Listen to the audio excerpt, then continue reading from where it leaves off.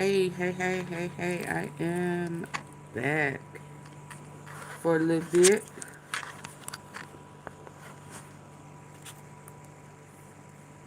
So, listen, we're going to touch bases on a couple of things.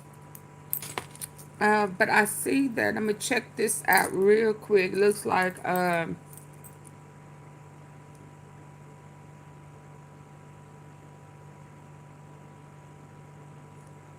hmm, a couple of updates. What is this? Revolutionary Hammer betrayed Charlie Kirk. Um, Trying to see what order I want to do this.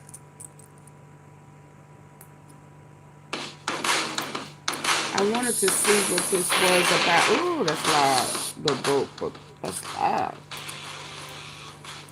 What Tisa just updated about Diddy before I get into the war and I heard she back, baby. She said she heard that it was a ban. I was trying to tell y'all earlier today that there's a ban on Charlie Kirk, but she said she is not going to abide by the ban, and she has heard that she has learned some things, which I knew she was going to learn some things while she was out.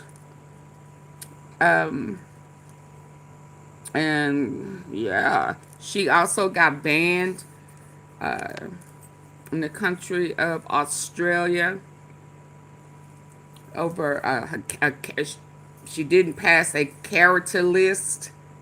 Her opinions was too opinionated. So it's a lot going on with her. Let me check this out though, because once I Oh my God, you guys, come in, sit down, and shut the door. Judge. Yeah, let me go back. Let me go back and this. Let me see this. Hold on. It's a lot going on.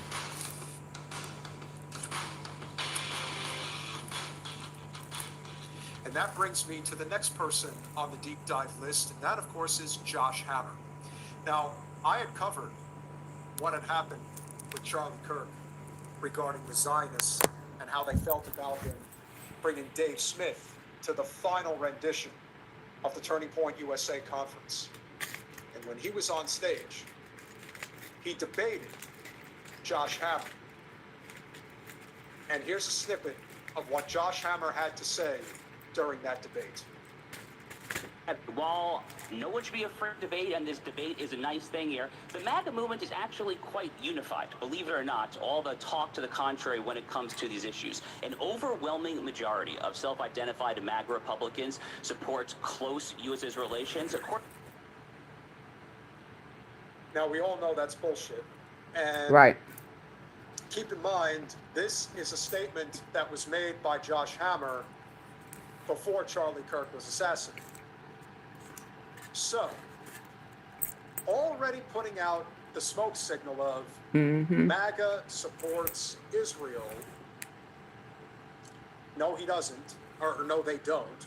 I know you do, Josh Hammer. But in this case, he's using the Turning Point USA platform to discuss why we should not. Sure, Josh Scammer, that's a good one. This is an elitist if there ever was, and he's got a lot more to say. But again, right This out of the one is the box, guy who he's letting lied. you know that everything is fine with the U.S. and Israel. Even though we're almost, or at this point, we were almost 2 years in to a genocide, of which, of course, he denies. This is a key to unlocking the real problem. More to go. According to a CBS News poll, moreover, after the recent Operation Midnight Hammer B-2 bombers in Iran, 94% of self-identified MAGA Republicans supported President Trump's dropping those B-2 bombs on Fort Natanz and the other Iranian facilities there. This is a wildly popular policy there. What did Dave Smith say about this? He re-upped his now years-long crusade to call for Donald Trump's impeachment. Y'all probably don't know that about Dave Smith, do you? He's now called for Donald Trump to be impeached multiple times. But I would say that Trump, after what he just said at the Knesset the other day, would be grounds for impeachment because he admitted that he is under the thumb of a foreign government. You know, they tried so hard for so long. I mean, and I'm telling you, this man just tells y'all the truth right in y'all face, knowing that y'all not going to do anything. We all knew that there was only one country that had his, command, and that, of course, was Israel, the country that he's espousing all the support in the world for. Right, because he got business deals. Bullshit. And I like this. With our money. Dave, look, I mean, I don't like when people misquote me either. You probably don't like when people misquote you. So I actually have a little bit of a highlight reel here of Dave Smith's tweets over the years. Dave Smith, March 19th, 2024. Donald Trump is responsible for around 500,000 deaths in Yemen and between the weapons to Ukraine and the Abraham Accords Jerusalem embassy. He is at least partially responsible for the two worst humanitarian crises in the world. He's a war criminal who should spend his life in prison. I don't think there's anything wrong with that. I mean, he is. That seems very reasonable. And you could say that about every president in the United States since JFK. So what's the problem? Do you want to hear this terrible thing he said about our dear leader? He is calling Donald Trump a war criminal who should spend his life in prison. You should be livid at that. I am livid at that as a Trump supporter. Donald Trump, Dave Smith, he avoided a war. Trump allegedly had full prior knowledge of Israel's attacks and gave it his blessing while pretending to be negotiating when he was supposed to be drafted. If this is true, Trump is the most impotent bitch of a leader imaginable. He's calling our president a great president in my lifetime an impotent bitch. Are you kidding me? I'm telling you, these people worship Trump more than they worship God. It's just the only bitch I see is the bitch with the piece of paper speaking right now. My God, as if somebody gonna change their views because, but he want people to the risk of an be enraged. catastrophe is very high and the benefits are non-existent. Dave Smith, June 21st. Dead wrong. This notion that World War III would start, not a single American casualty. We should be celebrating that. Donald Trump fulfilled multiple campaign promises. Okay, what did he betrayed? He's one of the ones who betrayed Charlie Kirk. He said, I oppose a neoconservative foreign policy. He did both of those things. Hold on. He deprived yeah. I can't deal with that denial stuff.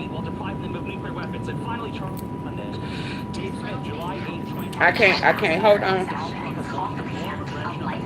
Okay, so I'm finna skip past.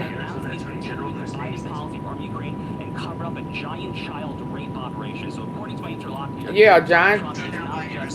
Why does this keep coming on? I guess that's a lie too.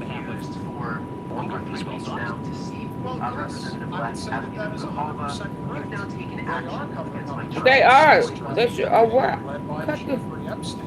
Absolutely. You know that, Josh Hammer, and you're covering up for that. Yeah, and that means you probably want to, because a lot of you MAGAs. The world's giant pedophilic child sex trafficking ring, allegedly, I presume, on behalf of foreign government as well. So I'm just. Absolutely. On behalf of Israel. You know what? I'm glad you said that. I'm going to jump past. I am so glad you said that. So I don't have to figure out which one I'm going to jump to next. You just made it clear for me, Mr. What's your name? Hammer? Josh Hammer.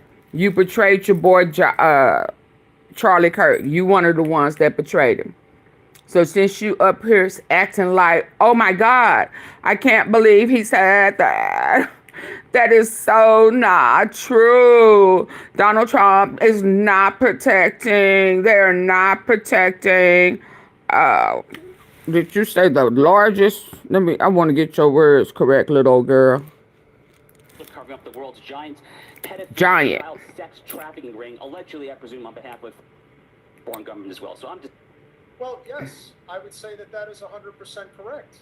They are covering up a child sex trafficking ring led by Jeffrey Epstein. And you know that, Josh Hammer. And it is. You're covering up for that. Listen, y'all ready for this? I got some, baby. Yeah, I know y'all know when I heard this. Ow, my antennas. Woo!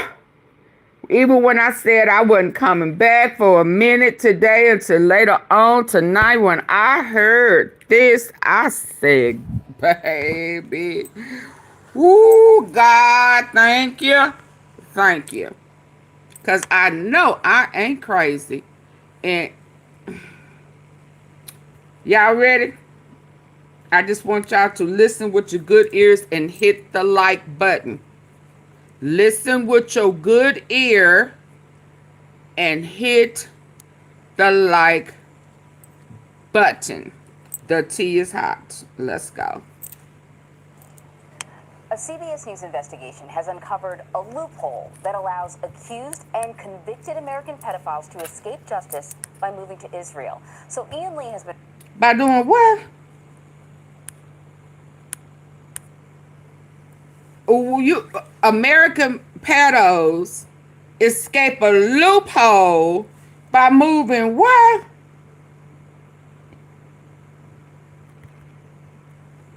Now y'all know what I said when I heard that. Oh yeah, I'm convinced. I am 100% convinced Epstein is still alive. Y'all remember when I kept saying, oh, he over there. He got them kissy curls hanging on the side, the fake beard, mustache and stuff. And he got that little hat, that little beanie thing on his head. Y'all remember me saying that? I've said it several times. Oh, yeah. I think he over there in Israel. And what you say, lady? Accused and convicted American pedophiles to escape justice by moving to Israel. Baby. So Ian Lee has been following this for more than a year, and he traveled to Israel for this investigation. He worked with a group that tracks people accused of sex crimes, which estimates dozens of Americans have used this loophole. How many? You know, How many of Americans have used this loophole? With a group that tracks people accused of sex crimes, which estimates dozens of Americans have used this loophole. so, you know, he's... Yeah, I'm 6'2". convinced. He's still alive.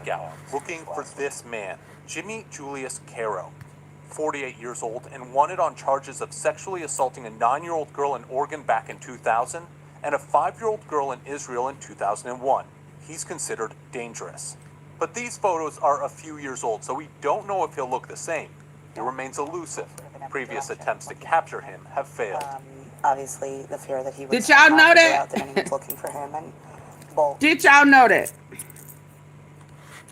I just thank God for landing facts in my lap. I mean, I just thank God, one, for having enough sense to know it. Just know it. I just know it. And then to find out that that's a loophole. That's a whole thing. That's a whole thing. Or should I say thing? That's a whole thing. To escape it in the U.S. and go to Israel. That's so mind-blowing to me. Years old and wanted on charges of sexually assaulting a 9-year-old girl in Oregon back in 2000 and a 5-year-old girl in Israel in 2001. He's considered dangerous. But these photos are a few years old, so we don't know if he'll look the same. He remains elusive. Previous attempts to capture him have failed. Obviously, the fear that he would somehow figure out that anyone's looking for him, and bolt. He just called his number. Of course, he don't think nobody looking for him. Expected at this clinic near Tel Aviv. Who's going to call the She's police? with JCW. Just 2 ingredients. hold on. That's all you need to save your brain from dementia and restore crystal clear memory in less than 14 days. Most people... Jewish Community Watch, an organization that hunts down accused pedophiles who flee to Israel from the U.S., exploiting a process called Law of Return, whereby any Jewish person can move to Israel. And Who's gonna call the She's police? with JCW. So y'all remember when they said Epstein had all those passports, social security numbers, different name, all that stuff. Yeah. He in Israel. Jewish Community Watch, an organization that hunts down accused pedophiles who flee to Israel from the U.S., exploiting a process called Law of Return, whereby any Jewish person can move to Israel and automatically gain citizenship.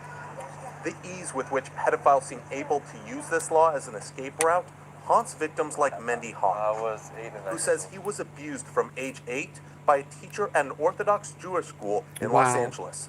So your classroom is right here. How does it feel being back? I was very anxious and, stressed coming back here, and a lot of memories coming through my mind. Memories of his alleged abuser, Mordechai Yom Tov, who taught him Hebrew studies when he was just 8 years old. So in Wow. the beginning, he would just rub me like outside of my pants, and then I would say about 3 or 4 months later, he started going like in. Reaching down your Yeah, pants. it's reaching down. Why did you feel like you couldn't tell anyone? I was scared. I was ashamed. I just didn't know what people would think of me, of the whole situation. Yom Tov pled guilty in 2002 to sexually abusing and committing lewd acts against 3 other boys. He served jail time, but when he was released, he violated his probation and, according to JCW, Of course he did. fled to Israel with help from individuals within the Orthodox Jewish community. Of course he did. JCW tracked Yom Of Tov course down he and repeated himself. Started going like in. reaching down your Yeah, pants. it's reaching down. Why did you feel like you couldn't tell anyone? I was scared. I was ashamed. I just didn't know Of what course people he would think did. of me. They have no Situation. self-control. A pedo does not have So in the beginning, he self-control. would just rub me like outside of my pants, and then I would say about 3 or 4 months later, he started going like in. Reaching down your Yeah, pants. it's reaching down. Why did you feel like you couldn't tell anyone? I was scared. I was Ashamed. I just didn't know what people would think of me. Because people will start Yom Tov pled blaming guilty in and 2002 to re-victimizing. sexually abusing and committing lewd acts against 3 other boys. He served jail time, but when he was released, he violated his probation and, according to JCW, fled to Israel with help from individuals within the Orthodox Jewish community. JCW tracked Yom Tov down and confronted him with a hidden camera in Jerusalem, where he admitted to illegally fleeing the United States with help and using a fake passport to enter Israel. I was supposed to stay for 5 years in the same city. I was supposed to, Confronted him with a hidden camera in Jerusalem, where he admitted to illegally fleeing the United States with help and using a fake passport to enter Israel. I was supposed to stay for 5 years in the same city. I was supposed to, drive it to the police station. So he didn't even register there. I left within a week later. He had this message for his victims. I'm very, very, very, very sorry. The other person in this video is Mayor Seawald, the founder of Jewish Community Watch. He tells CBS, Hold on. but when he was released, he violated his probation and, according to JCW, fled to Israel with help from individuals within the Orthodox Jewish community. JCW tracked Yom Tov down and confronted him with a hidden camera in Jerusalem, where he admitted to illegally fleeing the United States with help and using a fake passport to enter Israel. Just I like was supposed to stay for 5 years in the same city. I was supposed to, drive it to the police station. I left within a week later. He had this message for his victims. I'm very, very, very, very sorry. The other person in this video is Mayor Seawald, the founder of Jewish Community Watch. He tells CBS News Yom Tov's case isn't uncommon in the Orthodox community. The same thing that's going on in the Catholic Church right now around the world, the exact same thing happens in our community. The rabbis say it's, you know what, he promised he's going to go for therapy, he's never going to do it again. Boom, he's in another community. A few years later, he's at the same thing, and we hear more allegations that the person continued to abuse children. they And continue often, to do those it. abusers end up in Israel. Rabbi Yehuda Oppenheimer says he unwittingly helped Caro escape. There was nothing that raised any red flags up to the point where he was moving to Israel. Well, I wish I could say that, but unfortunately I can't say that. So he had violated his parole, and now they were looking for him. He said that there was something in the past that happened when he was young, but and nothing had ever happened since. I've changed, and I'm a different person now. But You gotta help me. I felt that I could trust him. So I wrote him a letter. Hey, and, Lulu. he bought a ticket and he left. Caro is accused of So because you said he said I'm changed. Oh no, I've been changed, and you just believed him.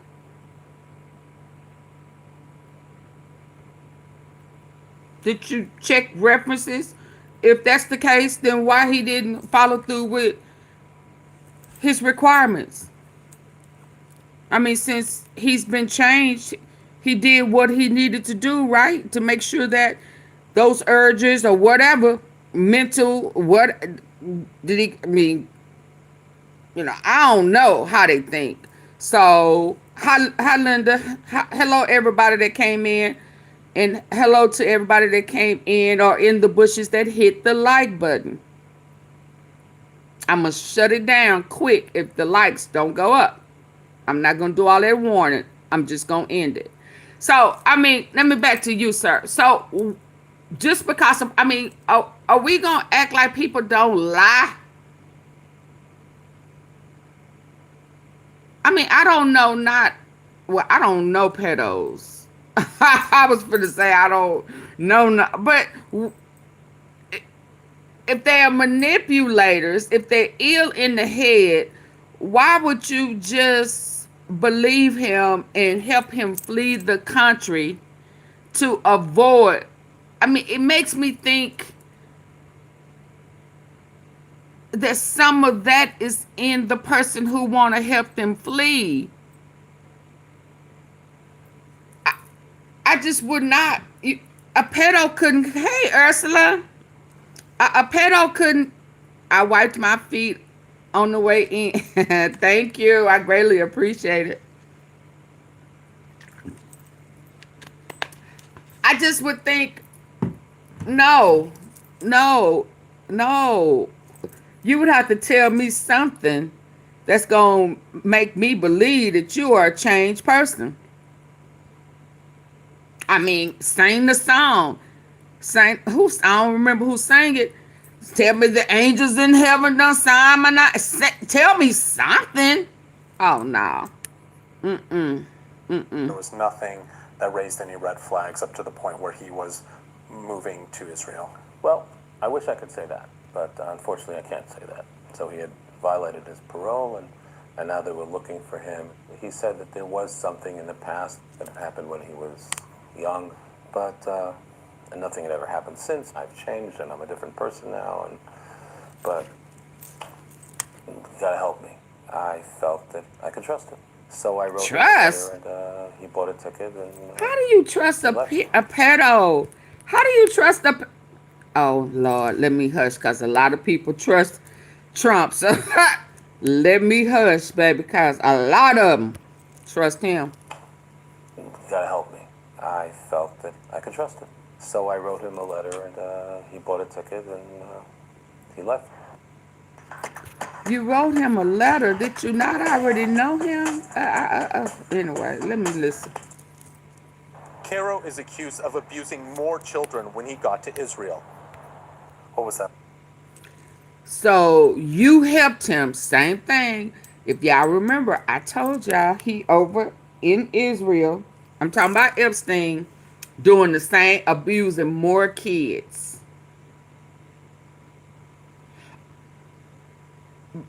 Because where did the urge go away? Where did the sickness go away? Where did this gotta release 3 or 4 times a day? What just made it leave? Nothing. So it's still there. And see, and what's his name? Andrew, finding out that they have all these deals and connections with Israel too, and then they got their own grooming gangs and Like for you, when you found that out. It's still there. Punch to the gut. It was very painful. Rabbi Oppenheimer Very says painful. the reason he came forward is to shine a light on... So when you found out, Rabbi, did you go and tell the people where he was? Did you go and confess? Listen, I am so sorry. I helped somebody come over here who had some issues with. No, you didn't. So you just allowing the kids over there to still be traumatized. And men, and again, ladies and gentlemen, men are who we supposed to, as far as a family fixture, in our lives, daddy, supposed to protect. That instinct should already be in men to protect kids. No, no. Y'all want to play with them. Y'all want to eat their cookie.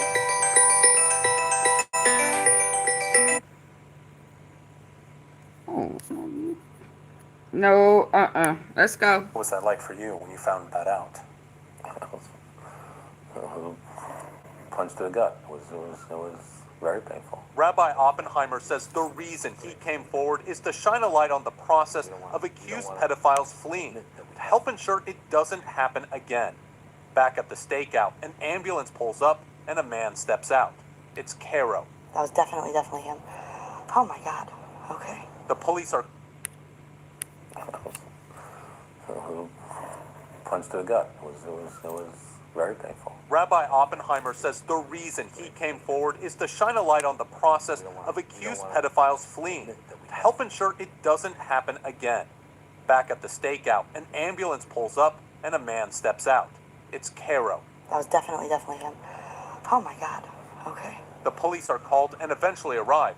His days on the run are over as he's led away. Get him. Did you assault the girl in the United States? To get Epstein. Did you flee Israel because you assaulted the girl in the United States?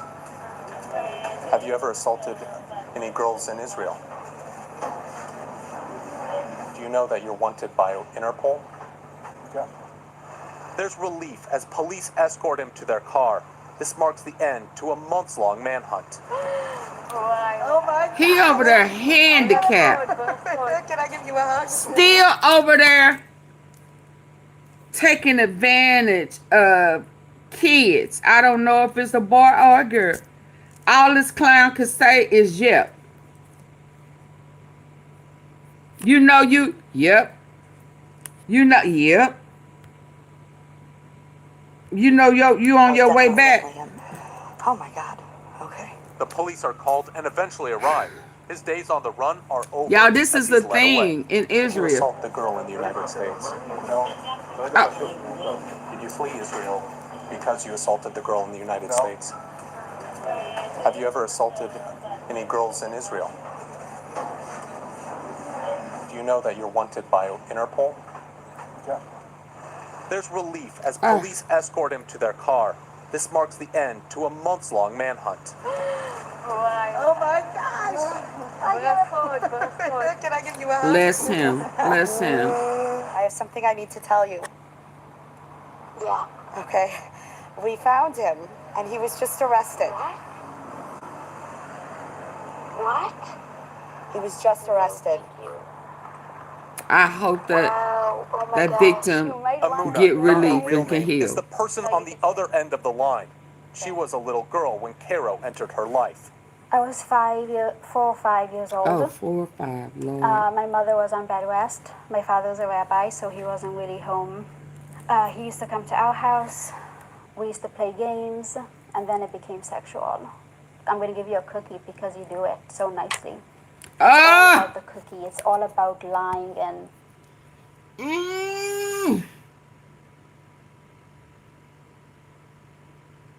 Oh my God. How do you tell a 4 or 5-year-old? That is so fucking disgusting. It's all about being so evil. To a little house, we used to play games, and then it became sexual. I'm going to give you a cookie because you do it so nicely. It's all about the cookie. It's all about lying, and it's all about being so evil to a little child. He also threatened me he would kill my parents, he would choke me, he would hurt me, he would kidnap me. How did that affect you? A lot. Yeah.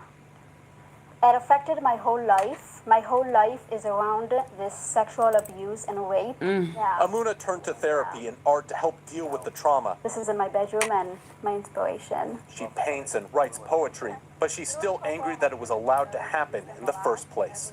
What are your thoughts on him being able to come to Israel and flee the United States? It brings up a lot of anger and a lot of frustration towards the Israeli system.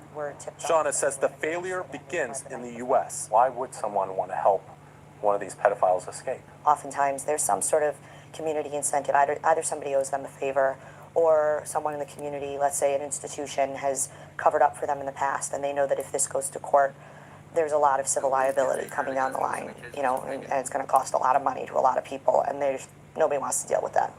Shauna accuses the Israeli police of not prioritizing accused pedophiles on the run. Why do you have to be the ones that do this? Because nobody else is. I don't have any better answer than that.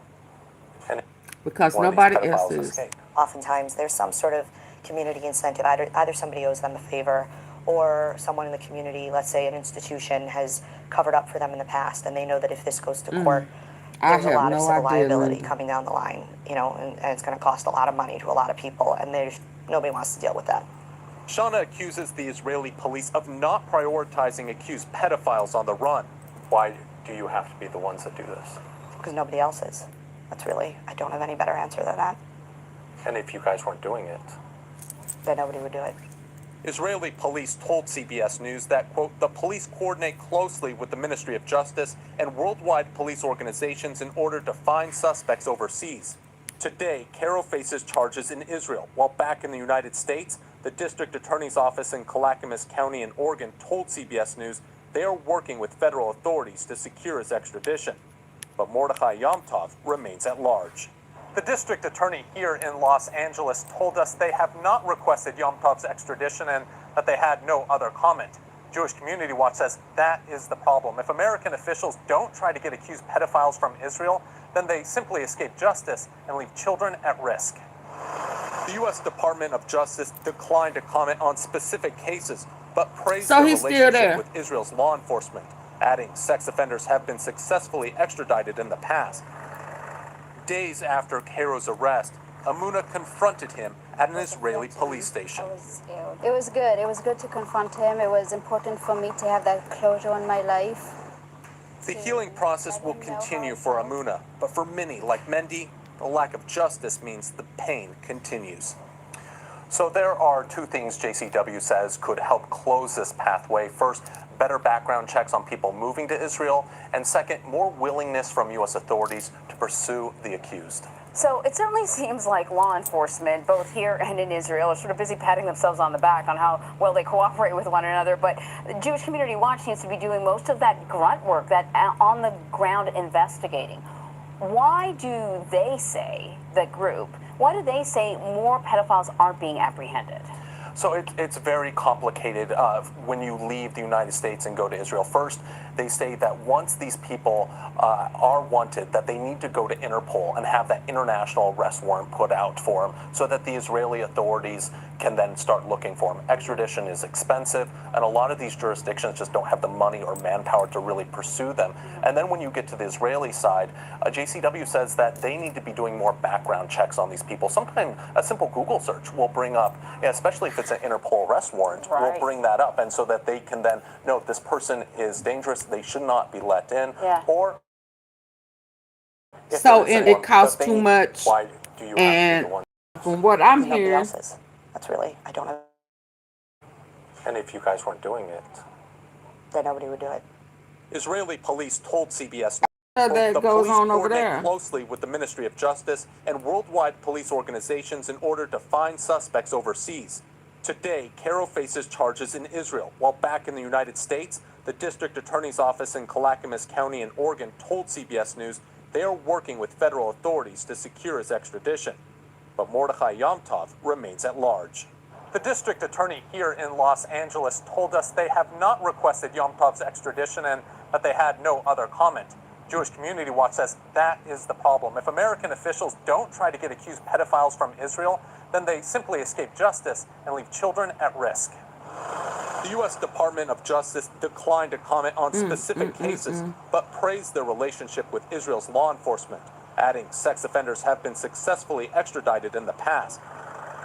Days after Cairo's arrest, Amuna confronted him at an Israeli police station. It was good. It was good to confront him. It was important for me to have that closure in my life.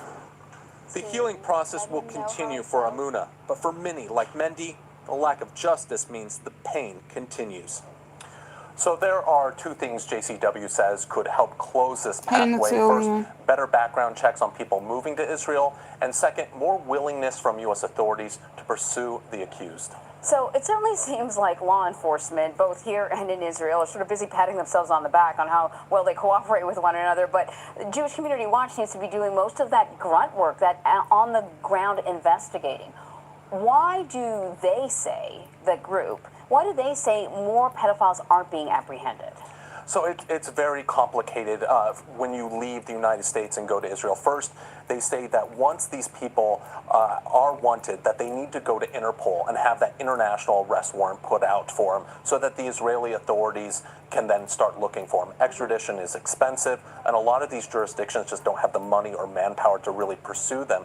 And then when you get to the Israeli side, JCW says that they need to be doing more background checks on these people. Sometimes a simple Google search will bring up, especially if it's an Interpol arrest warrant, will bring that up, and so that they can then note this person is dangerous, they should not be let in, or if there is an arrest warrant out for them, that they need to go and pick them up. And JCW says that there just isn't the priority to go and pick these people up, that the police don't have the resources there to go and look for these people as well. So it really does fall on JCW to track them from the United States to Israel. That's unbelievable. Does JCW also sort of believe that aside from law enforcement, there are sort of other elements of the community that need to work on this? Yeah, and that's another big part of this, is that a lot of the times these people have help.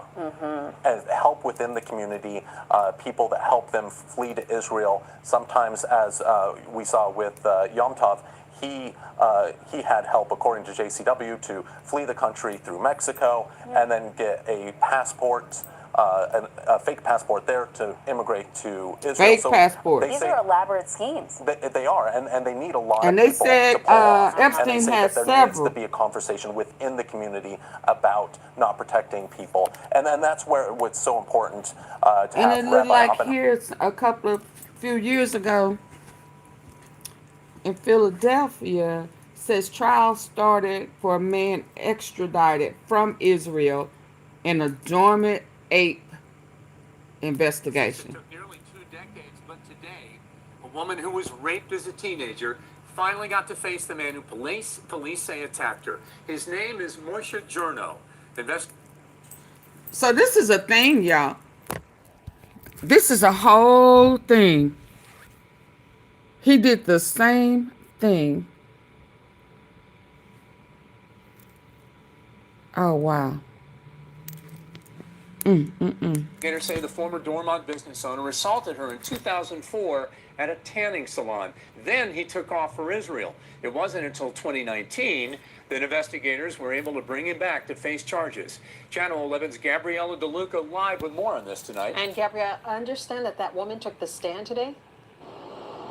Oh, wow. David and Lisa, day one of this trial just wrapped up within the last hour. This is the day that the victim has been waiting for more than 15 years. She took the stand and testified against her alleged attacker.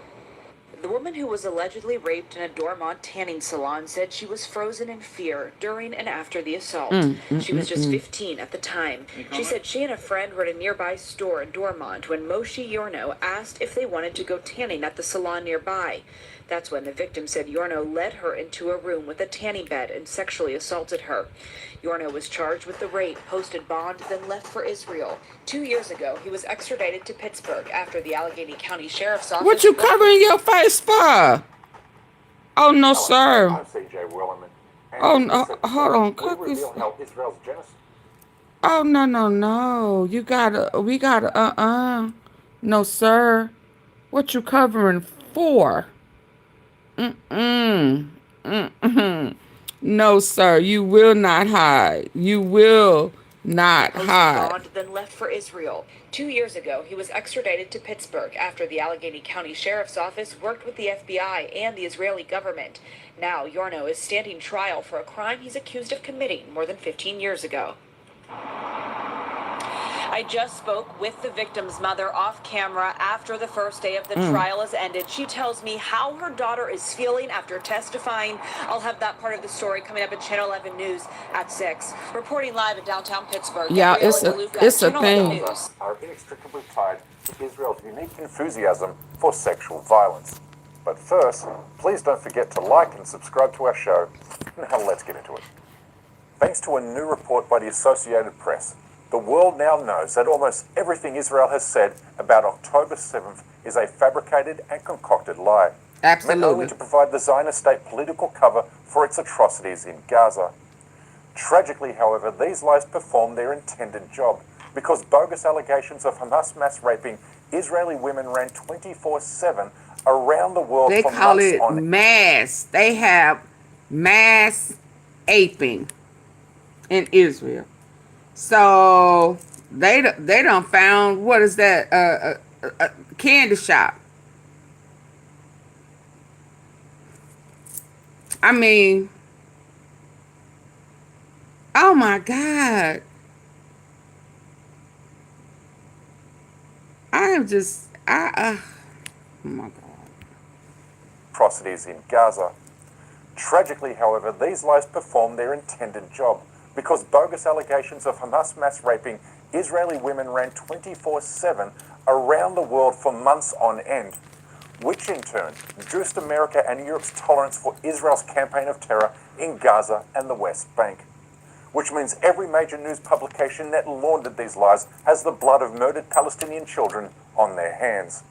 The New York Times, BBC, CNN, and all the rest are now complicit in genocide. And this moral stain should follow every editor and publisher to his grave. For they have fallen for a trick Zionists learnt from the Nazis, to accuse your enemy of the very thing that you're guilty of doing to him. In other words, every Zionist allegation is a confession of wrongdoing.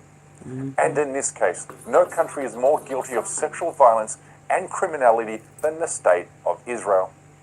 In fact, the Jewish state has been widely described a safe haven for pedophiles, having enacted laws that allow Jewish sex offenders to live freely in the occupied Palestinian territories. Y'all hear that? He in hog heaven. Sorry, I gotta go. This is making me sick. I'm sorry. Thank you for coming, Linda. I understand. This is sickening. For anybody who has been traumatized, I totally understand. But to hear this is the place they can freely go. And I think the most irritating part about it is people help them get over there, help them get fake passports, and then we have a president who is protecting predators in the U.S. that's a part of this. Epstein was his partner. Yeah. He put Epstein over the United States. He would shut us down because he wanted to protect pedos. And all they have to do is go over to Israel. But they do a lot of times, don't they? Because he want to. Absolutely. A lot of them. A lot of them. And I'm not making excuses for now one of them. I don't care if I think they are cool people. I don't care if they black. I don't care if they white. I don't care if it's a male. I don't care if it's a female. I don't care. This is sickening.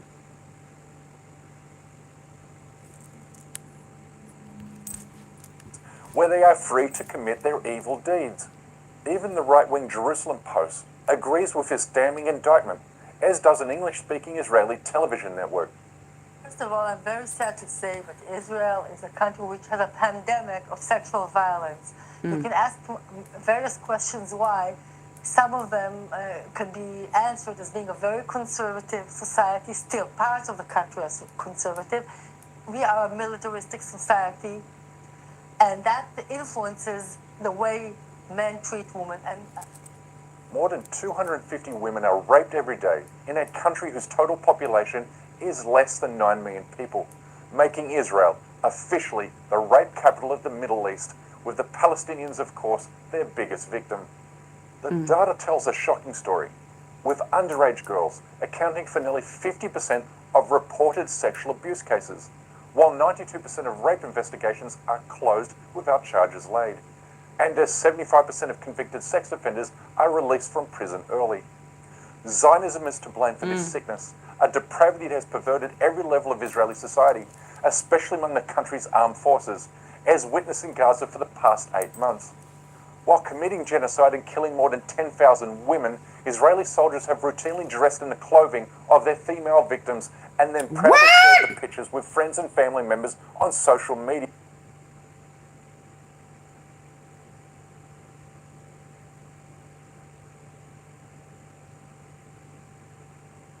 Oh my God.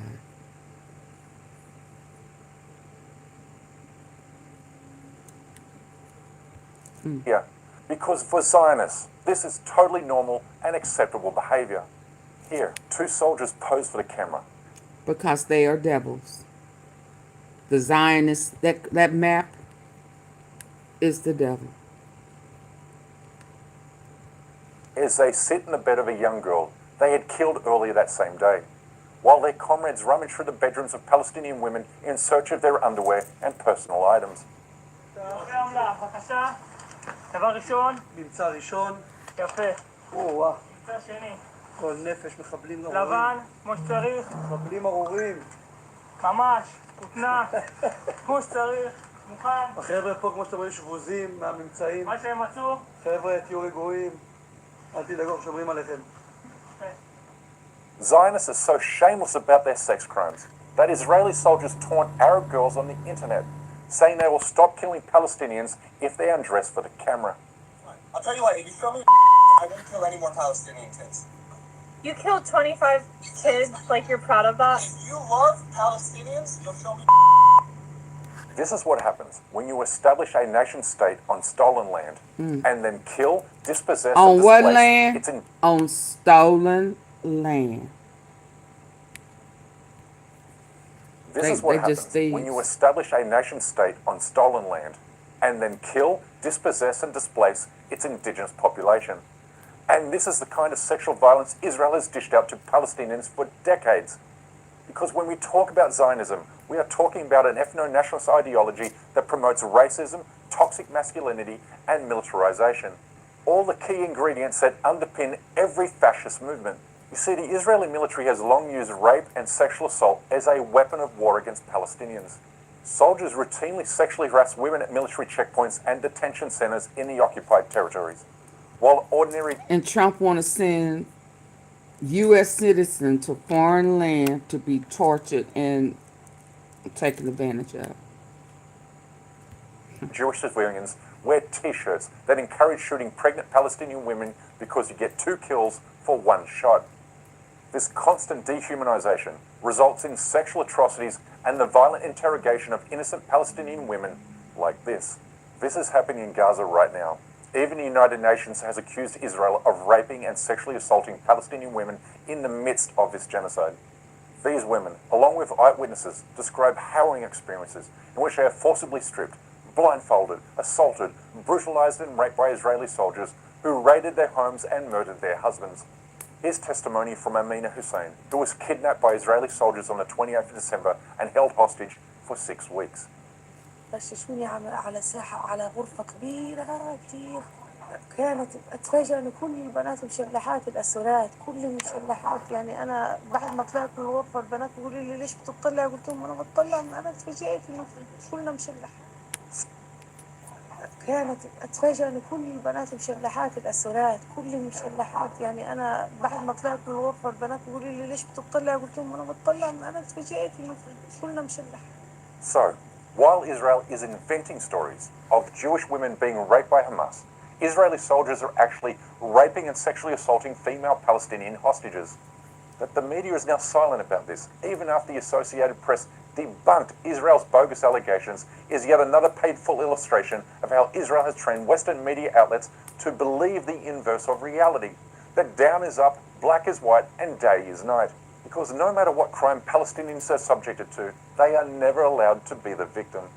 The Western media has reserved victimhood for Israelis, even when they commit genocide and rape. Call it Holocaust guilt, call it Zionist manipulation, call it what you will. But with that said, CNN deserves some credit here, despite its shameful track record of whitewashing Israeli crimes. 2 weeks ago, it revealed an insight into Israel's torture chambers, where thousands of innocent Palestinian men, women and children are held, a horror that even Israeli human rights activists are now protesting against. At the Sedi Taman facility in southern Israel, we joined human rights activists amid growing public concern for the detainees being held inside. This is a protest by Israeli citizens outside a detention center close to Gaza, where we know hundreds of Palestinians have been held. You can see it's a closed military facility. It's behind a barbed wire fence. We're not permitted access. And there's hostility from passers-by. If you look closely at a sign that was held by one of the Israeli protesters, then you will see that it speaks to the recent killing of a Palestinian man who was killed by Israeli soldiers who shoved an electric stick into his anus. This is Zionism. This is Israel. This is where Palestinian men are routinely subjected to sexual torture, including forced nudity in freezing conditions, kicks or strikes to the genitals, along with threats of rape and sodomization, and actual cases of rape and sodomization. It's also important to recognize that an overwhelming majority of male Palestinian detainees who languish in Israeli military detention centers are held without charge or trial. In other words, they are hostages, no different to the hostages held by Hamas in Gaza, although Israel is holding nearly 40 times as many. But, as I mentioned at the top of this episode, Israel has become a safe haven for pedophiles, which is why nobody should be surprised that Palestinian children are also subjected to rape and sexual assault, with one Israeli human rights group reporting that 69% of detained Palestinian children are stripped naked, while another group found that more than 40% of children are sexually assaulted in one way or another. Now, I want you to think about that for a moment. Imagine your child being kidnapped by foreign soldiers from your home in the middle of the night and then taken away and stripped naked and assaulted in front of other threatening soldiers. You'd go after those soldiers with a vengeance. Here's what a former US State Department official had to say about Israel raping teenage boys as young as 13. You mentioned sexual violence. I was part So of the... this remind me, y'all, of that undercover detective human rights vetting process for arms going to Israel, and a charity called Defense of Children International Palestine drew our attention at the State Department to the sexual assault, actually the rape, of a 13-year-old boy that occurred in an Israeli prison in the Moscovia in Jerusalem. We examined these allegations. We believe they were credible. We put them to the government of Israel. And you know what happened the next day? The IDF went into the DCIP offices and removed all their computers and declared them a terrorist entity. During a recent discussion about Gaza on TRT World, I said that Zionism has more in common with white supremacy and neo-Nazi beliefs than it does with the Jewish religion. These racist attitudes also drive Israel to commit acts of sexual violence against non-white Jews. In 2018, I wrote about how Ethiopian Jews are ruining the Zionist dream by diluting Israel's white European population. To quell this demographic change, the Israeli government carried out forced sterilizations on thousands of Ethiopian Jewish women, which is exactly the kind of evil that Nazis pulled off in the 1930s. It's what China is doing to Uyghur women in Xinjiang today, and this level of evil the Jewish state is willing to stoop to, even against Jewish people with the wrong skin color.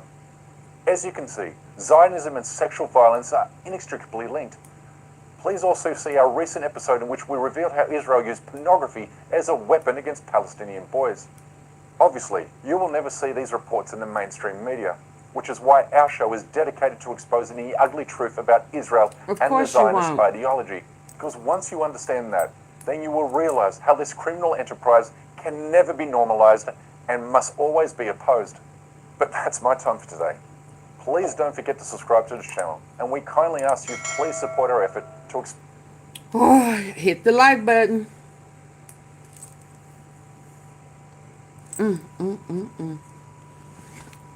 Double tap the face of your screen.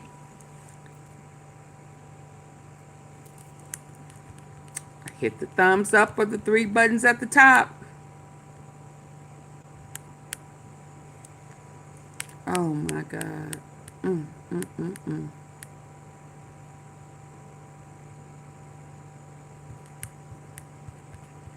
And we don't want to talk about how many MAGA men have been arrested within the last month, going on 2. It's just unbelievable. Unbelievable. Unbelievable. Let me get here so I can go ahead and get on past this one. Hold on.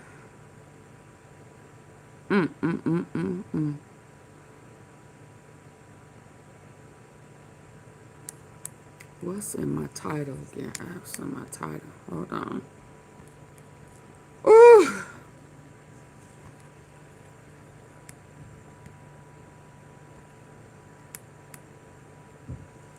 Yeah, there's a good chance that's where he's at, y'all.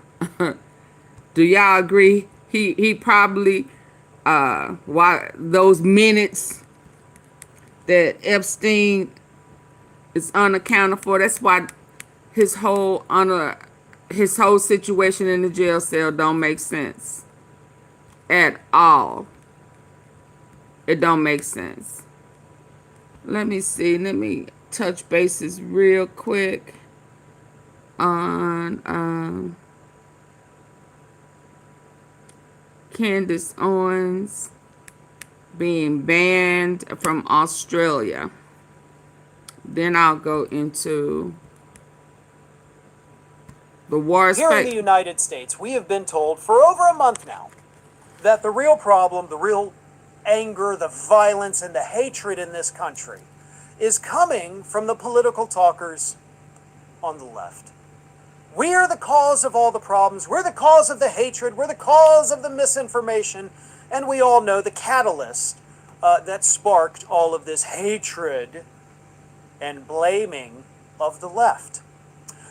But that's just here in the United States. See, when you step outside of our borders, turns out the rest of the world is not fooled. The rest of the world recognizes that the hate in the United States is in fact coming from the right-wing talkers. And they, unlike us here in the United States, are taking a stand against it. And this past week, Australia decided we're not going to screw with that when they officially, finally, formally banned Candace Owens from entering the country of Australia. Here's what happened. Last year in October, Candace Owens applied for a visa because she wanted to do a tour of Australia, speaking tour, in November of 2024. Well, she was immediately denied entry by Home Affairs Minister Tony Burke. He said, no, absolutely not. And he cited her record of downplaying the Holocaust and Islamophobic comments. He has the power to deny non-citizens entry based on character requirements under the Migration Act. Owens appealed it to the High Court in Australia, and they came out this week and said, no, absolutely not. You're not coming into Australia. And I'll read more of this because this is absolutely shocking what they said about her. Owens had tried to argue, by the way, that, hey, I got freedom of speech. And Australia was like, that's awesome. That's not in our Constitution, you idiot. Maybe if you want to come to our country, you should be familiar with the laws of the country so that you don't look like a damn fool. Now, the court didn't say that, but that's pretty much what they told her. The court said, quote, this implied freedom of speech. They said, is not a personal right, is not unlimited, and is not absolute. That's why we got to be careful when you going to visit other countries. You don't know those countries' rules, regulations, and guidelines. You know, like I think Dubai, you can't even talk loud. Females cannot raise their voice in Dubai. It's some countries.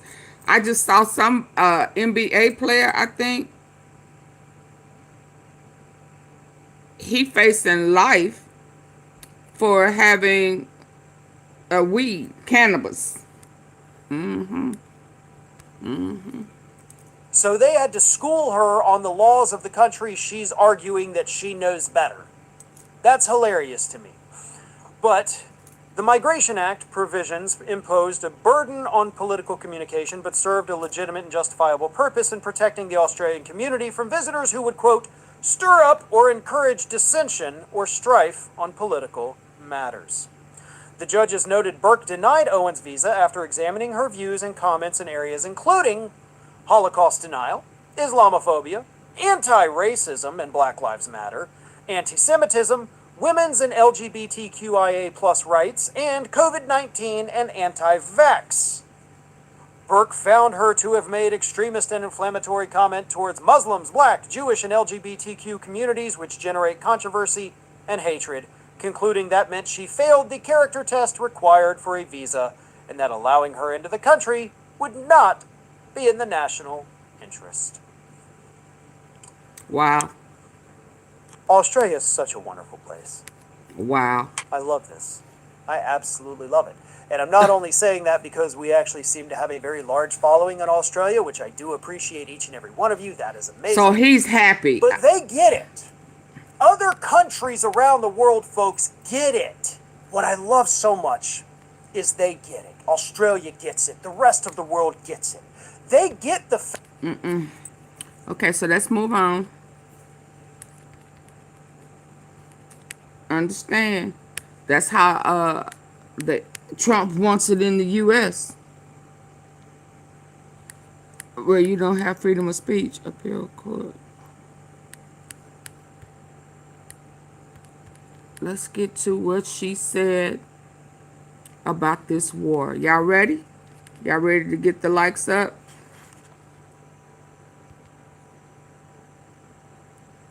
I suggest this is my recommendation. Oh, let me check this out. How long is it? Yeah, let me check this out before I go. There. My recommendation is that y'all get the likes up. Let's talk about how it's gone and what I've noticed throughout the process. I was given 6 of these per day to... Let's hear this about Diddy and KK. Aaron has literally told the prosecution, here, you want to bring more charges? Here are more charges. The transcript has come out, and this was whispered about in legal circles. Oh, he handed it to him? Oh my God, you guys. Oh, shoot. Sit down and shut the door. Judge Aaron has literally told the prosecution, here, you want to bring more charges? Here are more charges. The transcript has come out, and this was whispered about in legal circles, but it looks like Judge Aaron has paved the way to for the prosecution. Oh, wow. To bring charges, criminal charges, against KK and Diddy's 2 defendants. And what's more than that, this has Diddy panicking. Because before, Diddy was like, do I spend my last money on a pardon or on an appeal? I did a bunch of videos about that. I'll run you through that really quick. But now he is looking at, in order to keep everybody else quiet and not to get them to turn on him and give them more information that might lead to even bigger conviction with new charges, he might just actually have to sit there and stay in jail. Y'all, let's get into this because it looks like the roosters are coming home the nest. Okay, let me set this up for you really quick, and then we are going to get into the transcript. Wow. And the conundrum that Diddy is in. Okay, so where do we start? All right. Diddy was going to go for an appeal. And they played with the wrong judge. Come up in front of the court. On top of that, his appeal is going to cost him somewhere between 6 and 10 million because he's using 3 lawyers from the top law firms. It is estimated that Diddy spent around 20 million, maybe even more, on his actual criminal case. There's different lawyers that are going to handle his appeal, but they are the best lawyers in the world. Judge Aaron, by giving him even below the pre-sentencing report, which recommended 5 years, and he gave him even lower than that, and in his ruling, it is pretty much airtight. Now, you can argue and hope magic happens, but his ruling is pretty much airtight. Okay, so where does this leave this? Diddy's funds are getting lower and lower. Of course, Diddy doesn't really have cash flow in, besides what, renting out that jet to whoever will do it. He doesn't really have cash flow coming in. He has 2 mansions, 2 mortgages is estimated, a bunch of kids. He has expenses. It's not enough to have a big house. You have to maintain, you have to do this, you have to do that, right? On top of that, something tells me that Diddy is paying people so that they don't decide to go on stand and do a Jane or a Mia or a Cassie. Again, that's just my feeling. Now, because his liquid assets are being eaten away, he had to pay Cassie $20 million. He had to pay his lawyers. He had to draw equity out of his house. Diddy is in a conundrum. You're only going to serve, after you get your time served, about 2.5, maybe 3 years in prison at the most, okay? So, do you spend the last of your money or a big chunk of your liquid assets for an appeal that might not come up before you are released for jail? So that's when Diddy's like, well, you know what? Let me do a pardon. As I explained in the last video, before, Diddy was arrogant. He was like, well, fine, I'll do a pardon. Maybe. But the people that put me in front of Trump, I'm only paying you if my pardon is granted. And the people that like lobby for pardons, it's legal and it's a lobby thing, was like, no, that's not the way it works. We lobby for you, and it's up to the president whether he pardons you. We can't buy you a pardon. And maybe if we could, your little 20 million, that ain't doing nothing, baby. Like, nations are trying to lobby for pardons, right? So they're like, you don't even got enough money to buy a pardon, but buying a pardon is illegal, so sir, we can't offer you that. So now that the Judge Aaron in the transcript actually named Christina Carlm and 2 other people, not just as co-defendant, but criminally liable, now Diddy is like, oh my God. So Diddy was like, okay, I'll go get the pardon, and then that's the end of it. If I gotta pay $20 million, let me see if these lobbyists can get me in front of Trump. I'll pledge allegiance to the Republican flag. I'll be out there campaigning, hustling. What you want me to mollywop? A milli rock around the. What you want me to milli rock? You want me to swag surf? What you want to do, baby? I will perform at every Republican National Convention from now to the end of time. But see, now that the transcript has come out, and Diddy's co-defendants, co-conspirators, this is Judge Aaron's words, not mine, are getting nervous. Now Diddy might be like, yo, I can't get a pardon because a pardon is going to make things hard for them.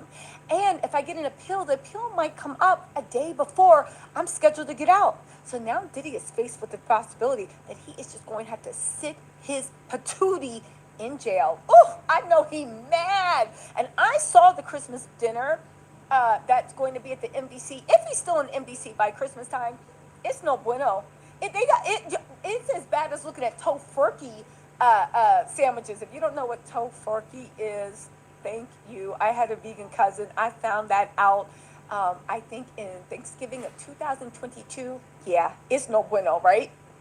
So anyway, so here, let me read you what Judge Aaron actually said from the transcript where he named KK and them. Hold on, y'all. Let me pull this up. Just hold on. Give me a second. Let me cook. All right. So here is what he actually said. This is Judge Aaron.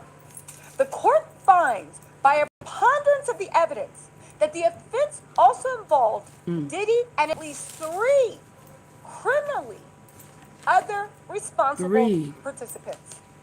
Christina Coram, he names her. Let me put it on the screen if I can remember, but it's in the transcripts. Christina Coram. We also have Garen James and Big D. Collins. Christina Coram, KK, is Diddy's longtime assistant. Garen James and Bridget Collins, I think they're like, I don't know. Diddy, Big D. Accounting people? Who? I don't know. Anyway, right?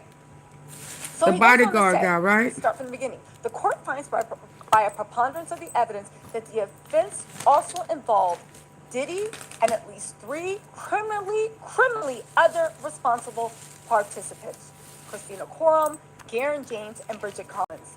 And that it used the services of numerous outsiders that were peculiar and necessary to this offense, including. So you applied for a new job and you got the interview. Now you got Adobe Acrobat AI assistant can act as a practice for including Fahim Muhammad and Diddy's various assistants that were peculiar and necessary to this offense, including Fahim Muhammad and Diddy's various assistants. Now, here's the thing. I now know. So Garen James, I believe, is the guy that created Gigolos. It was a reality TV show. And you remember when Cassie testified, she said that they was laying around and Diddy would be looking at those men that were hit with an ugly stick and being like, ooh, ooh, ooh, ooh, ooh, I want one, right? Jules. And that's what they were doing. They would literally, like, whatever. Also, I believe Bridget Collins ran Cowboys and Angels. I do believe I was the first one ever, even outside of national outlets, on my YouTube channel 2.5 years ago to break. We found Diddy's because that's the guy service, when she Cassie was being beat. He the catalog. He was waiting for her in the hotel room. That Diddy was going to keep the bottom ones. Anyway, let me get back to my point. Diddy liked Jules, and he liked Rico. And that Howard guy, I don't like him. I mean, I don't like none of them. But that's the one who said that Diddy kept switching his booty to the left or right, trying to entice him. And Cassie told him that he passed the test. While people trying to act like Diddy wasn't about that, but wasn't about that that dang-a-line. Yeah, he was. Yeah, but Jules is the one. No, we didn't ask for no advice, Dean.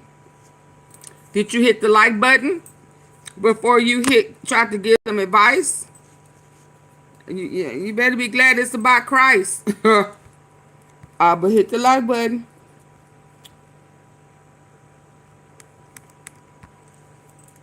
There were some good-looking guys then. I didn't know that Diddy was going to keep the bottom ones. Anyway, let me get back to my point, right?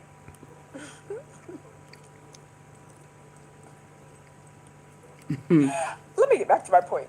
So anyway, so he named the person an escort agency, the Gigolo show that was also, I guess, running escorts, and also, of course, KK, that were coordinating everything. He even names Diddy's chief of staff and all of Diddy's assistants as being criminally responsible. You guys, this is them literally putting it on a platter. Putting it on the platter that if the prosecution wants to prosecute, they can go and grab these people because the court found that they were criminally responsible. And I know what you're thinking, Tisa, what does this have to do with Diddy's pardon?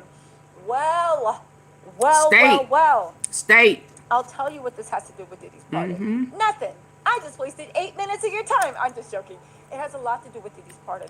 Because if Diddy gets pardoned, a pardon does not mean that the people that are found to facilitate and be criminally responsible they state charges. It does not mean that those people will not be prosecuted anymore. So if Diddy gets off on a pardon for this, and the prosecution does bring about charges against his head of security, KK, Cowboys and Angels, and all these people, that means that they might take cooperation deals with the federal government and give the federal government more information. I mean, more information about what all they have to do is bring up new charges. And again, you can't have double jeopardy. State. He cannot be convicted of RICO or anything he was found innocent of. But the RICO charges were tied to what he did to Cassie and Jane and all of that, including and even the Mann Act. That was tied to Cassie, Jane, and all those people. However, they know what Diddy's really been up to. They know what is really in Diddy's heart. And people are saying Diddy is growing more and more nervous. Anyway, you guys, I'm going to make a part 2 video to this. Make sure you tune back in. Okay. They finna get him. They finna wear that ass out. Stay tuned. Now let's get to what she has to say about this war not being real. Let's go. Let's see what inside intel she had.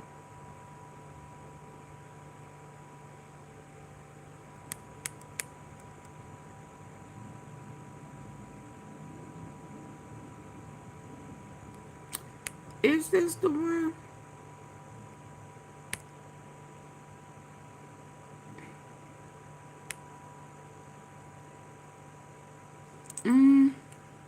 Dad, I'm Bud. Let's count the smiles. I see 1, 2, 3. Amazon This might not be the one. You missed me. I missed you. It was a long time for us, even though I kept popping back because I had to, because there's so much news happening. And I just want to say at the top of this, I'm sorry, Brigitte Macron. I really feel like I would have been so much nicer in my delivery had I not been pregnant about your penis. And it was just, things got out of hand. And I hope that, when I do series 2, that I'm a little bit warmer and kinder because I'm no longer too pregnant for this. Anyways, you guys, so much happening. Thank you, Miss Tom. Apparently, I'm back in time for World War III. And I hate to say that we told you so. By we, I mean me and Ian Carroll, who is joining me to discuss everything. So welcome back to Candace.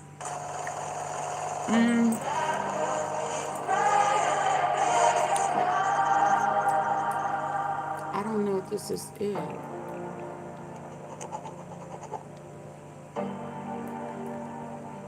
I meant that from the bottom of my heart, Brigitte. I'm sorry. I'm real sorry. Ian, I mean, it's incredible. You should go back and watch our first episode together because we discussed so many topics. We obviously have been discussing Israel, the propaganda that's happening, and it's looking like we may be going to war, which either I had a crystal ball, you had a crystal ball, could see into the future, or this has been the most obvious and the most planned war in the history of wars. And we're not the only ones. A lot of people saw it coming. It was clearly the agenda. Why? But that's not the only thing that we talked about in that first episode. We also talked about Elon Musk. That blew up. I have an update. By the way, that's another thing I missed. The war between Elon Musk and Trump. There's some things that you guys should know. And I'm probably going to have my account banned for discussing it. But it's totally fine because I'm comfortable when I'm being banned and dismissed and in trouble and have people delivering legal letters at my front door. Okay, so I want to start this episode by a clip that I wanted to respond to. And I think really it has become an analogy for where we are at right now in America. In case you guys missed this, Dave Portnoy, I know I have a lot of people that watch this internationally. Dave Portnoy is essentially this guy who runs Barstool Sports, which when I was in college, they used to pick like a hot college girl of the month and you'd be the Barstool Sports girl, whatever it is, kind of a little trashy, a lot of trashy. And Dave Portnoy just kind of lost the plot recently. Hi, and I Gabrielle. want you, in case you're this Monday morning thinking, I hate my employer, I can't believe I have to go to work, your employer could be Dave Portnoy. Okay, this is a real clip and I'll tee this up for you. They're speaking about a literal joke. Somebody wrote to Dave Portnoy on Twitter, called him like Rabbi Portnoy, I think it was. And this is how Dave Portnoy decided to respond to his colleague saying, I think jokes should be allowed. Take a listen. I think Rabbi Portnoy was a joke. You just don't get it, Kirk. You just don't get it.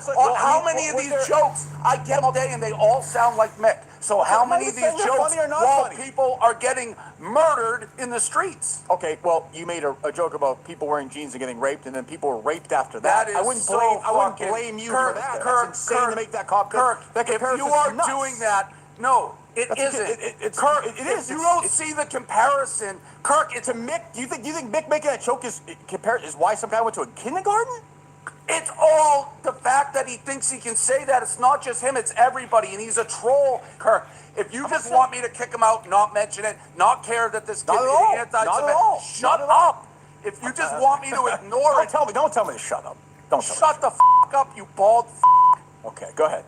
How's that? Oh, it's kill. I'll never recover from that, Dave. Go ahead, continue. I'll never recover. Well, you're the one who big boss man, don't tell. I'll tell you, you work for me. Okay, go ahead, continue. You little bitch, you work for me. Sure, you bet. For now, Oh, you don't? For now, quit. I don't care. Is this show or not a show? Is this a show or not a show? We can't have a conversation? You're an idiot. Okay, continue. You're literally saying people should be allowed to make Jew jokes, say whatever they want right now. That's what he said. Should be allowed to make jokes. So how many mother Jews have to be killed before you stop? Wow. How many, How Candace? Just how many? 101 before he stopped telling jokes. About 6, I mean, it's like, this is insane. I saw this clip and I just could not believe. First and foremost, I just have to say, any person speaking to someone that works for him, he just went like slave master there. I mean, it was like, whatever is in him, that is not someone that you should work for. I mean, not in private too. That was like a public podcast. Like that, he knew that was public. And his logic here, Ian, I can slow this down for you because I don't think that you perhaps. Yes, please do. This logic is so impenetrable. What he's saying is that if you make too many jokes, like if you call him, I don't know, Rabbi Dave too many times, then there will be death. And so, what do you think about that? Jokes. Oh. Well, then we should probably ban free speech. That's where and we're going. protect Oh my Jews God. from the dangerous jokes. Yeah, because I grew up in the 90s where we were all making fun of each other. And I always so to see us ban, kind of suddenly in this environment where he is seriously speech. saying this. And I do want to say to his employee, he humiliated you. I mean, you have to at some point have some respect for yourself, like a shred of respect for yourself, and a paycheck cannot be worth it. And that is that moment. It's humiliating. You I always attack on freedom of apologize for speech. it. But the reason why I wanted to start with this clip, because I really do think we have seen this over the last couple of years leading up to this very planned war with Iran. What happened first was a very obvious infiltration of a propaganda war where they just started accusing everyone of anti-Semitism, right? I was a victim of this. First, of course, shout out to Kanye West, went down first over a tweet. And then very quickly we ended up at Rachel. Miss Rachel is anti-Semitic. And I think what they were doing was they were kind of priming the environment for nobody can question anything a Jewish person says or does, or you know, Israel would cease to exist, whatever it is, because they didn't want us to prod this narrative of us needing to come to Israel's aid yet again. And they elaborated on that narrative with people like you and me and Tucker and lots of other like pundits, people that are commenting on the news. They elaborate on the narrative, so it's not just that you're anti-Semitic or you hate Jews, but you're actually funded by Arab nations. You're funded by terrorists in Qatar, so that hopefully their constituents wouldn't even listen. Because the moment you start listening to what they're saying, and you listen to the propaganda that they're spewing, it just does not make any sense. It does not add up. Like, we should be censoring Jew jokes in America? Like, just calling somebody a rabbi? I mean, not the First Amendment, hope your right? skin is thick enough. What is he, like 50? He's in his 50s, right? He's like 54 years old. Business owner. Log off of X. Are you kidding me? Like, if somebody makes a joke about me being black and I come apart and I think I now have the ability to just, like, scream at an employee, I own you. You work for me. You work for me! That's not doing too good for the stereotypes. We're not disproving any stereotypes there by throwing a contract in his face, you know, and saying, well, guess what? I win because I own you. And look at the contract. Like, that's maybe kind of what Kanye was saying about the inability to express yourself. Anyways, I wanted to point that out. And there's so much that we have to discuss with this very planned war and the propaganda that is coming up right now. But there is no question that the American sentiment on this war is no. Like, they have, I actually think the propaganda, because they did it for so long and they took out so many people, like you went after Miss Rachel, it backfired, and now people have Israel fatigue. And by the way, for the international viewers of the show who don't know who Miss Rachel is, Skylar, we have a clip of her, right? And I'll show you why she's like considered an anti-Semite and they want her investigated by the DOJ. Take a listen to Miss Rachel and her terrible, terrible form of anti-Semitism. This is Miss Rachel, hanging out with her new friend, Rahaf. Miss Rachel is like YouTube's Mr. Rogers, with millions of subscribers and billions of views. Can you nod yes? And Rahaf is a 3-year-old double amputee from Gaza. She lost her legs when her home was bombed, and months later was medically evacuated to the U.S. إحنا رايحين على أمريكا عشان نكمل العلاج. Miss Rachel saw a video of the little girl, now living with her mom and a host family in Missouri, watching her show. She's just so precious, hopping like a bunny, and she was kind of hopping on the couch. And arranged to have Rahaf come visit her in New York. Yeah. That's pretty hateful, honestly. Yeah, we should probably deport her. that's what's coming. They want a DOJ to investigate her. Yeah. You guessed it. Why? Because they think she's being funded by Qatar. No one could have a feeling about anything that is against the state or doesn't make Israel look good. Her not having legs, this poor child not having legs, doesn't make them look good. So what better way to deal with that than to say cancel Miss Rachel? I mean, so probably it was investigate obvious. the child too. I'd Honestly, investigate the like, child. has anyone investigated that child to see if the child is funded by Qatar? Because that's some propaganda right there. They went after Theo That Vaughn. almost They looked went like after Abel, Joe didn't it? Rogan. They by having legs doesn't make them look good. So what better That way almost to deal looked with like that Abel. That than little to girl say that cancel Miss Diddy. Rachel? I mean, So it probably was investigate obvious. the child too. Adopted. Honestly, like. Don't that kind of favor Abel? Don't that favor Abel? Hi, my name is Ava. And I was 6 months old and I saw Delilah and Jesse James. Has anyone investigated that child to see if the child is funded by Qatar? Because that's some propaganda right there. They went after Theo Vaughn. They went after Joe Rogan. They went after Daryl Cooper, a historian, for introducing facts about World War II that are not disputable. And so it was just becoming very obvious that there was some sort of an infiltration that was happening, and they all knew what their marching orders were. Bibi Netanyahu wanted them to emotionally manipulate us to think that, oh my gosh, you cannot even question anything the state of Israel is doing because we're in this very precarious state and the Holocaust is around the corner. And it's factually not true. And we have a right to discuss what our nation is doing, what we are funding, who is being killed by this, and whether or not this relationship with Israel serves us. Has it ever served us? War in the Middle East. Give me that time where war in the Middle East when they said, it's going to be peaceful after this. We're just going to do one more regime flip. When did that work? Tell me the last time. And the craziest part is that they have not even changed the script from the Iraq War. It is the exact same script. They are weeks, months, they're right around the corner from weapons of mass destruction, from nuclear weapons. Same Bibi lie. was on the stand in U.S. Congress in 2003 giving the exact same speech about Saddam Hussein in Iraq and about how we'll overthrow him and then this peace will sweep the region. He used some phrase like ripples of peace or something like that. That's, 20, 30 years later now, right? He's been claiming this stuff about Iran for 30 years. He's been claiming this stuff about the other nations who overthrown the Middle East for 20 years. It's not, they didn't have very much creativity. No, and I think that's what it is. It's worked for them in the past. It obviously worked the best after 9/11, and we weren't allowed to ask any questions about that narrative because we didn't have social media then, and so we had this relationship where we assumed the media was telling us the truth. Yeah. But Generation 9/11 has grown up.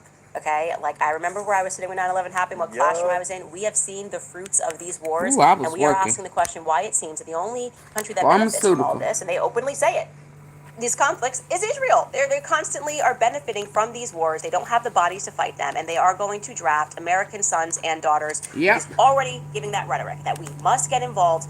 You know what, Skylar, could you pull the clip? I think I saw Alex Jones retweeted it, but it's Bibi Netanyahu basically saying that if we don't get involved in this war, New York is going to be bombed next, which sounds like a threat. First it's Tel Aviv, and then it's New York. Yeah. Right?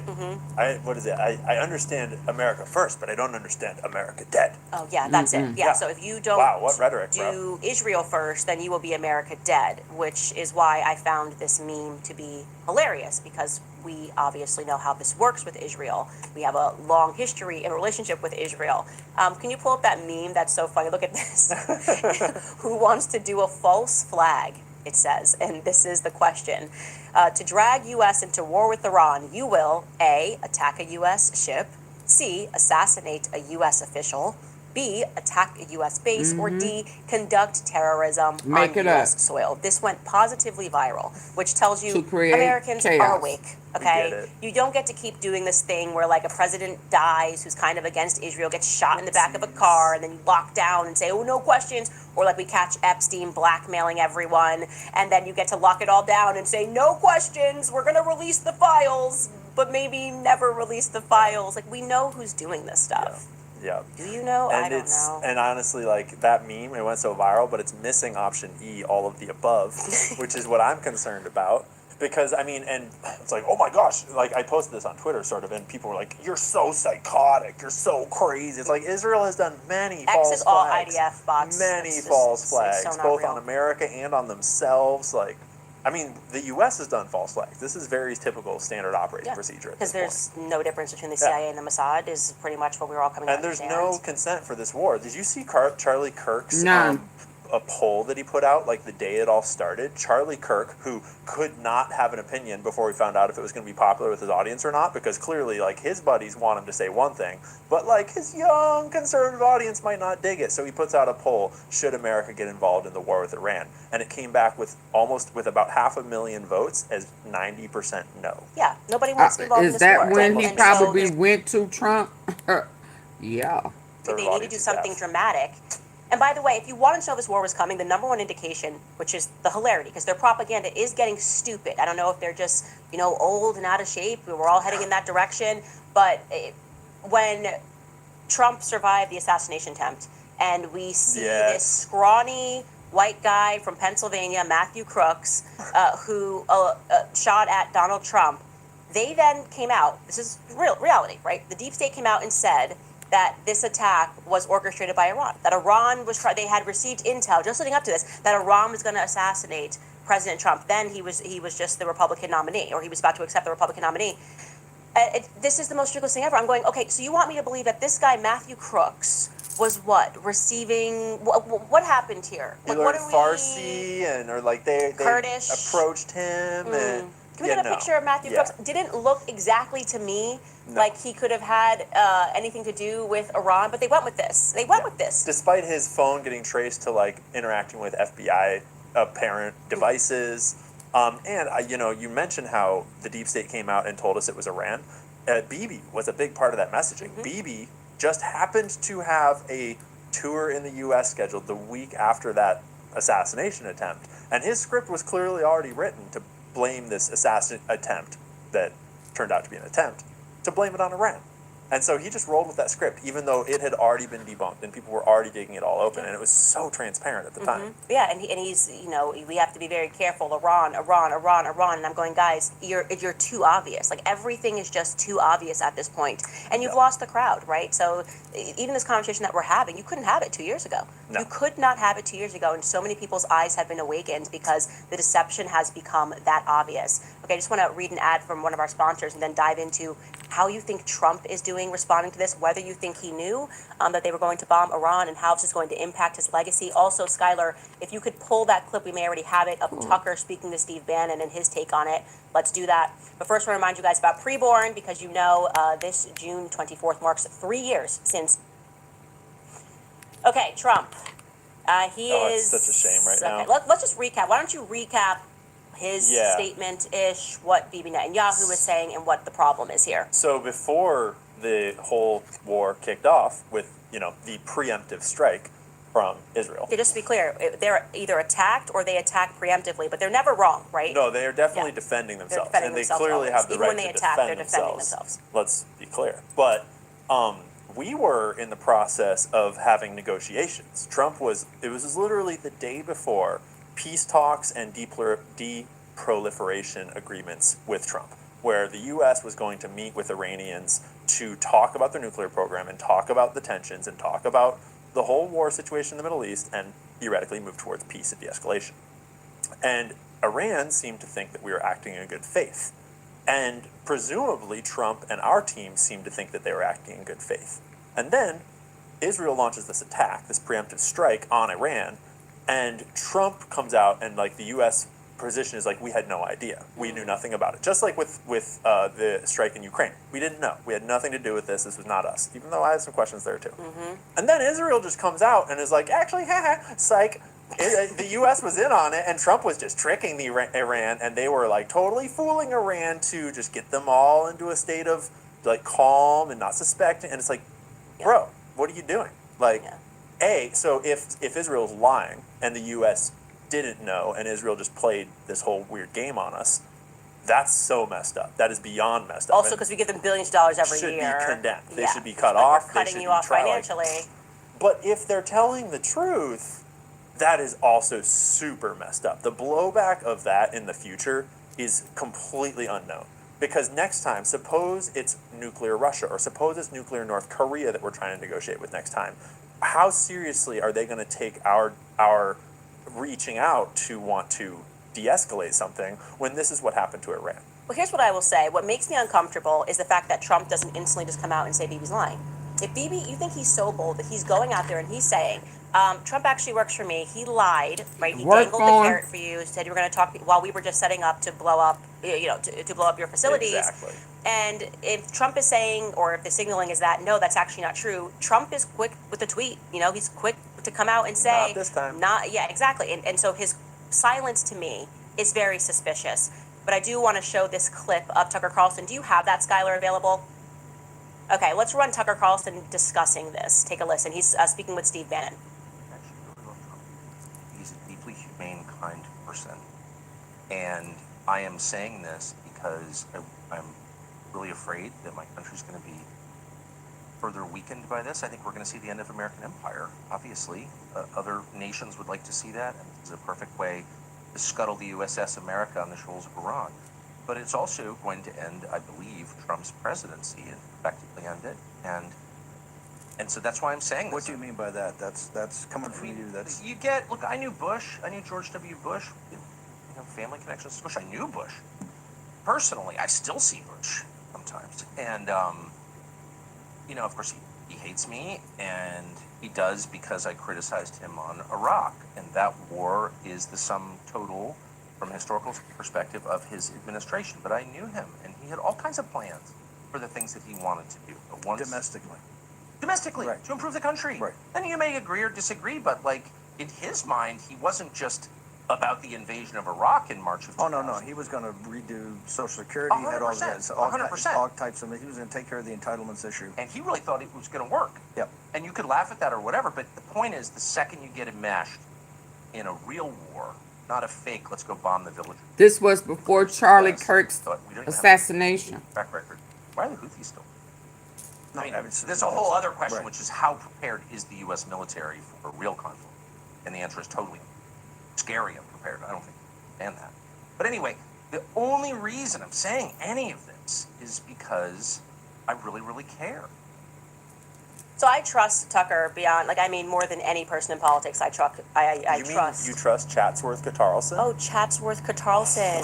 Woo, new nickname just dropped. Beware, Mark Levin's coming for you, Tucker. He's got a nickname for you, and you'll never survive it. It's really bad. With you. Yeah, everyone's funded by Qatar who disagrees with me. Of all the people you could pick, the red-blooded Tucker Carlson, the most Christian American man ever. So he's saying he's certain that Trump didn't know. I am certain. Okay, by the way, people in the chat are saying no. Trump said he did know, and I forgot about that. His first, you can maybe look for this guy, but I think the first message he put out suggested that he knew on Truth Social. It did. And then he walked that back and said, "We had no idea, and if you come for us, he we're always come lies. for you." So there, like I said, there just seems to be a little bit of communication failure. I trust Trump Tucker, look, but would Trump tell Tucker or would anybody would they be honest with him? That I was plotting and did this. I believe that Tucker believes him, but like I said, Trump has the ability to fire off a tweet and just be like, "You're a liar, BB, and your mama's a liar." And he's not doing it. He's not doing it. And to be fair, let's be real. These wars are not planned by BB and by Trump.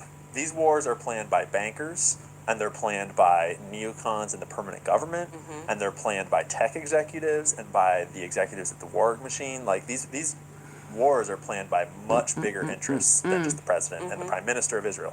And so to get this war in place had been going on for years, right? And this war, let's be real, this war is not about the nukes at all. The nukes are the pretext. The nukes are the WMDs. This war is about the oil, the IMEC corridor, the canal project that they want to build, the Ben Gurion Canal. This war is about global trade and about the U.S. dollar. It's about much bigger things and about destabilizing. It's about rebuilding. It's not about the nukes. And so putting hotels and resorts and places for them to go and Trump wants or doesn't want. They might be convincing him to get on board with their plan or not, and leveraging things to get him on board. But I don't think they had to do a whole lot of convincing. I think that Trump would be very easily swayed to think all you need to do is show him some intelligence reports, show him some spooky stuff about Iran's stockpile of almost nuclear material, and be like, look, they almost have a bomb. And it doesn't hurt that he took $100 million from Miriam Adelson. No, don't forget, guys, that's coming too. This is going to be that another one $100 Candace's right jar. But I'm not. That $100 million has them betraying us. Obviously, we're going to annex the West Bank because that's what Miriam Adelson gave Trump the check with Israel already planning. This is ahead of October 7th, okay? like, hey, here's the thing, like, we're going to want to annex the West Bank. Okay, so Israel's imperializing. That's what's happening. And to your point about Afghanistan, people are like, oh, they weren't involved here. Guys, you have... Okay, so let's be clear.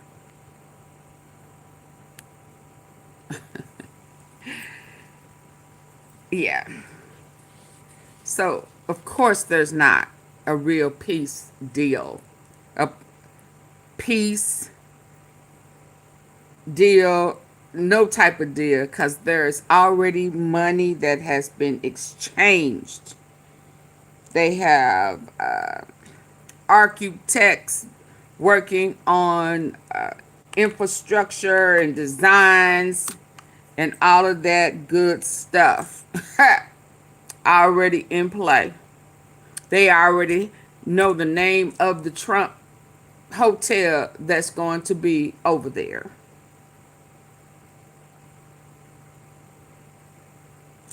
That indeed is what it's all about. Make no mistake about it.